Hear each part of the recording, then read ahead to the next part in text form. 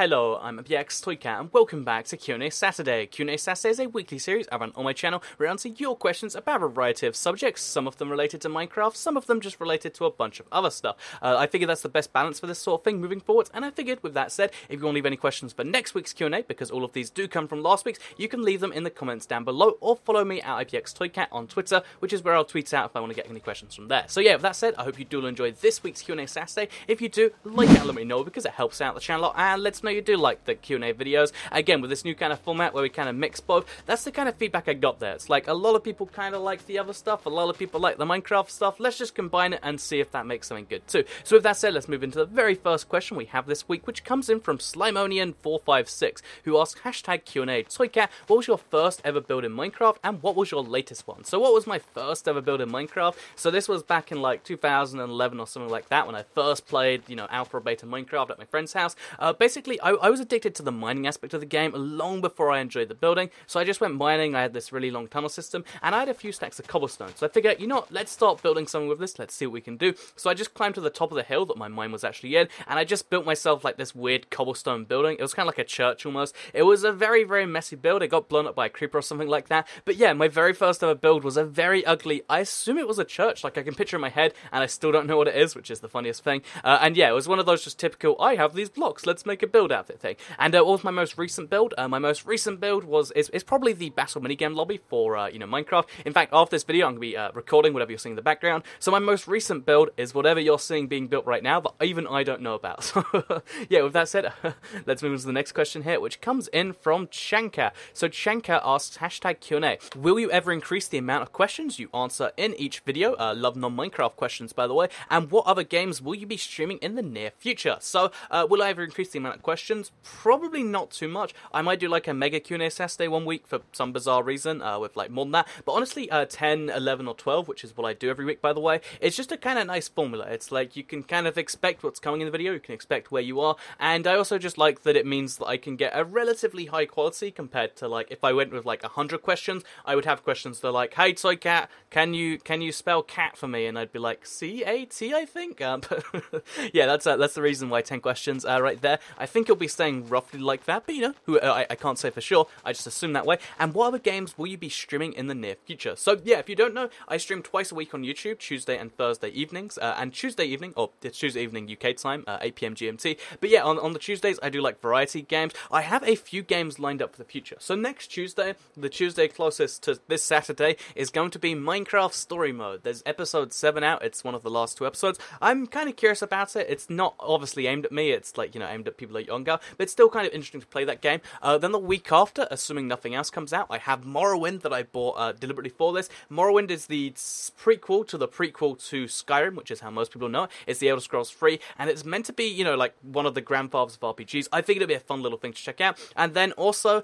in the August at some point, I don't know the date, but it's on my calendar, Deus Ex Human Revolution is coming out. So basically, whenever big games come out, I will consider doing them if they come out on Tuesdays. And also, Minecraft Story Mode, also Morrowind, because I'm curious about playing old games. So yeah, old games, new games, weird games. There we go. That's a good solution. So with that said, let's move on to the next question, which comes in from Clever Gaming, but spelled with a K. Is it really clever if you spell it with a K? You know what? Let's move on from that.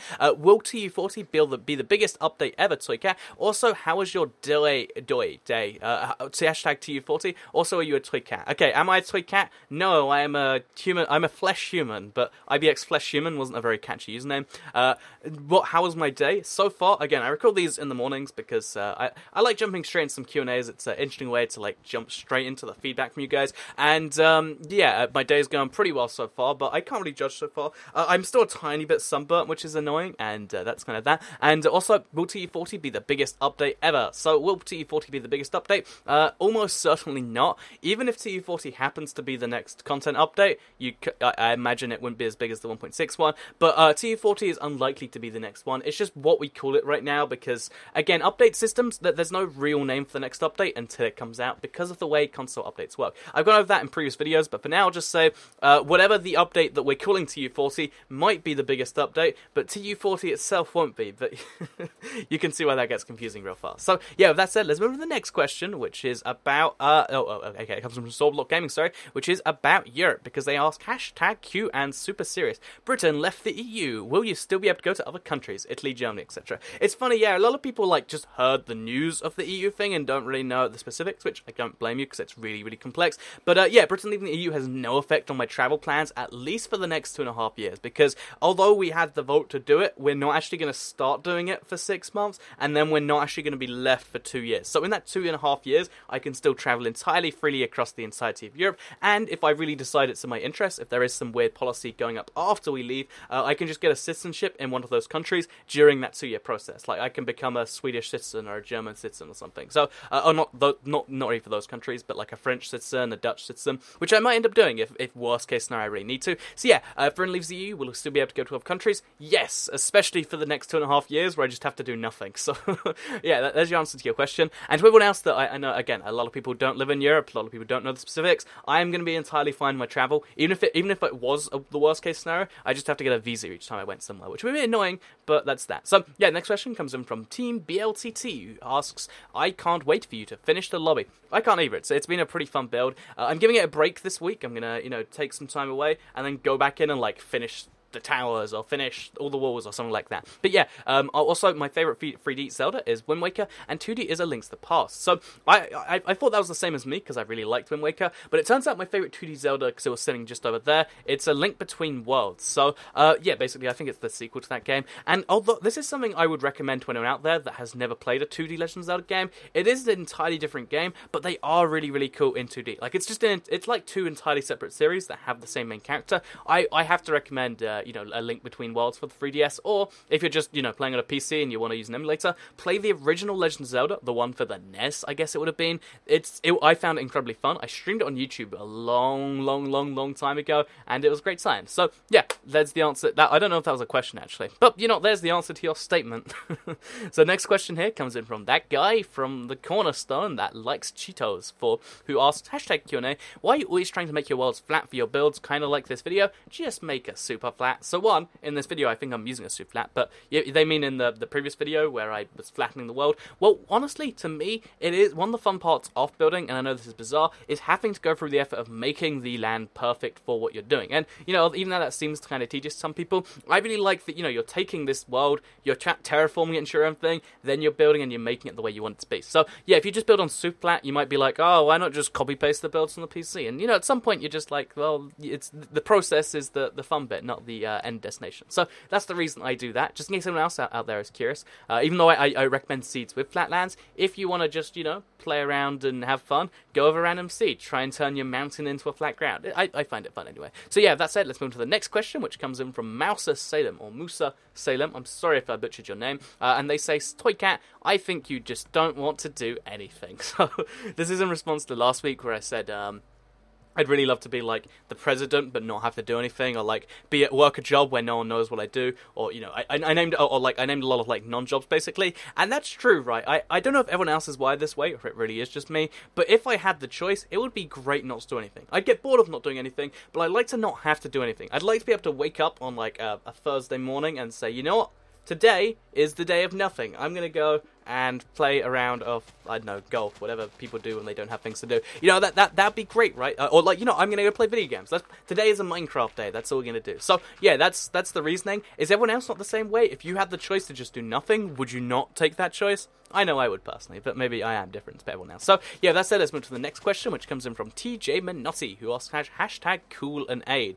That's an interesting one. What is something you really wanted to do in Minecraft but never did? The easy answer to this question is basically like an insane farm. Whether it's like all my insane farms as a series or just as like a fun thing for myself, because I really love that insane sugarcane farm. But I really want to expand it to everything else. Like, I want to have an insane carrot farm. My carrot farm's pretty big, but I want it to be like, a multi-layer kind of thing. My cactus farm, I was going like 3 layers up and kind of got stuck with that. If I had unlimited time and I could work on these big projects with it, like, let's say time froze for like, 50 years or something like that, I would totally make an insane version of every Minecraft farm just for fun. Also, if time froze for 50 years, that'd be hell. Let's hope that doesn't happen. So, yeah, with that said, let's move to the next question, which comes in from Something Good, who asks #QnA, if you wanted to make a video game, what would it be? By the way, you just made the idea and people do the technical stuff for you. Oh, so they're asking if I can make a video game and just throw an idea at some people and make them do it. What I would do, this is like a dream I had for like the longest time, with like the biggest budget of a video game ever. So right now, budgets in video games kind of stop at like $500 million or something like that. I would throw like 50 billion or like 100 billion. Again, I don't have this money, but fun fact, Toycat doesn't have 100 billion. But, you know, that'd be the dream if I ever was like crazy wealthy. Throw 100 billion into just making the best game ever and just blowing every other one out the water with just the most immersive, insane RPG that has all these elements of every single game ever. Like, the perfect game of every genre. So it's like a racing game combined with an RPG. That's what I think the best idea would be. I don't know how you'd go about spending 100 billion on a video game, but I would be the first person to do it, and I'd make the most amazing in-depth RPG ever. Like, I'm thinking like, you know, the sequel to Skyrim, Elder Scrolls 6, but the budget's, you know, multiplied by 1,000 times. So, yeah, that's what I'd do if I could just come up with an idea and make people do it. I'd make the biggest RPG ever that's, like, bigger than the real world. In fact, I'd base it on the real world. I'd make it a real-life RPG that's just better than real life. There you go. That's my idea. It's genius. If any of you want to make that game and you have, 100 billion sitting around your pocket, please do get in touch and we can make that happen. So, yeah, that said, let's move to the next question, which comes in from Derpy Unicorn. This is the final question too, who says, I like Pepsi more than Coke. What do you like more, Toycat? Hashtag QnA. I figured, you know, it's the last question. Gotta ask the important questions here. And the thing about Pepsi and Coke is, realistically, they're so ridiculously similar. I don't even really know if I like cola, because cola's just like vegetable oil flavored like fizzy water, right? But the point being, I do actually like Pepsi more than Coke. Going against everything I just said, I don't know what it is. It's a weird like psychology thing where people like this energy drink more than that energy drink, or people like Pepsi more than Coke. And I don't know why I like Pepsi more than Coke, except when it's like Coke Zero, which is better than Pepsi's one. So I don't know why that is. I don't know if there's some magic reason, or if I just like the underdog, which most people do. But yeah, there's your reasoning.